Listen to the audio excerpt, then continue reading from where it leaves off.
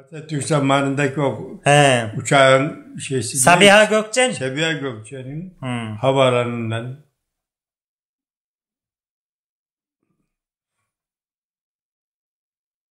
yani gelmesi gitmesi 400-500 lirayı bulur. Evet.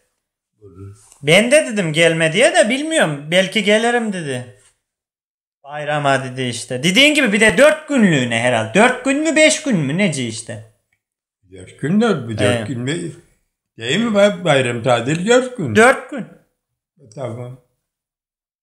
4 gün olmaz olur mu? Olmaz. Başka bir bölümden memur olsan belki talebe okul bölümünden olsa o zaman olur. Öyle şeyler.